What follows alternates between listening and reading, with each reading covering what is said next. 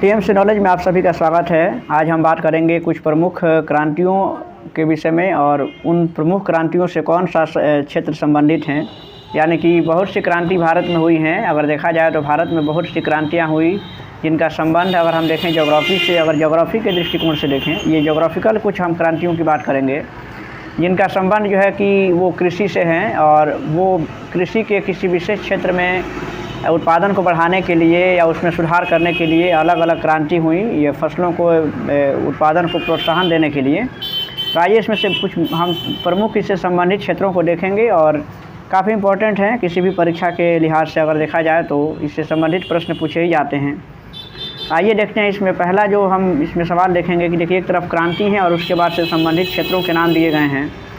देखिए इसमें पहला है कि रजत क्रांति का संबंध जो है कि अंडा उत्पादन से है, यानी कि अंडा उत्पादन और मुर्गी पालन को बढ़ावा देने के लिए रजत क्रांति नाम से ये पहल शुरू की गई थी।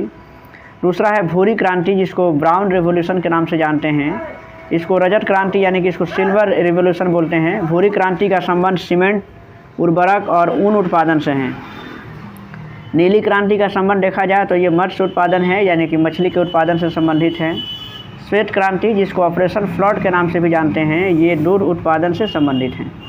पीली क्रांति का संबंध तिलहन उत्पादन से है, यानी कि तेल वाली जो फसलें हैं जिनसे तेल प्राप्त होता है, उन फसलों के उत्पादन को बढ़ावा देने के लिए 1970 के दशक में 1986 में पीली क्रांति का जो शुरुआत हुआ था वो 1986 में हुआ था। इसी तरह से अगर हम बात करें श्वेत क्रांति, तो श्वेत क्रांति 1970 के समय में हुई थी।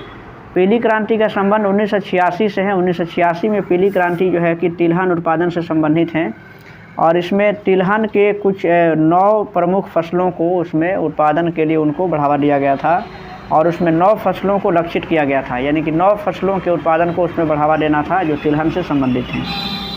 नेक्स्ट देखते हैं कृष्ण क्रांति है, जिसको ब्लैक रिवॉल्यूशन भी कह सकते हैं, यानी कि ये काली क्रांति भी से कहते हैं कृष्ण को, यानी कि कृष्ण का मतलब काला होता ही है। तो कृष्ण क्रांति या काली क्रांति पेट्रोलियम उत्पादन से हैं।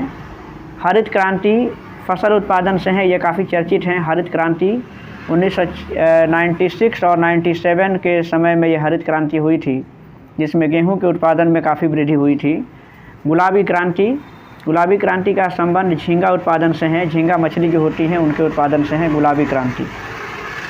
इंद्रधनुषी क्रांति जो है कि ये संपूर्ण कृषि क्षेत्र विकास से है, यानी कि इसमें संपूर्ण कृषि क्षेत्र को ही समाहित किया गया और संपूर्ण कृषि को बढ़ावा देने के लिए इंद्रधनुषी क्रांति लाया गया। क्योंकि हम जानते हैं कि इंद्रधनुष में 7 रंग होते हैं, तो मुख्यतः जो विशेष जो फसलें हैं उन सभी फसलों को इसमें समाहित किया गया और संपूर्ण कृषि क्षेत्र को प्रोत्साहित करने के लिए इंद्रधनुषी क्रांति को लाया गया था। लाल क्रांति है, जिसको रेड रिवॉल्यूशन भी कहते हैं, यानी कि लाल क्रांति टमाटर और मांस के उत्पादन से संबंधित हैं। और सुनहरी क्रांति है, यानी कि जो गोल्डन क्रांति कहते हैं जिसको गोल्डन रिवॉल्यूशन, तो ये फलों के उत्पादन से हैं। तो ये कुछ प्रमुख क्रांतियां हैं और उनसे संबंधित कुछ प्रमुख क्षेत्रों के नाम हैं। आप चाहें तो इसको नोट कर सकते हैं, इसका स्क्रीनशॉट भी ले सकते हैं।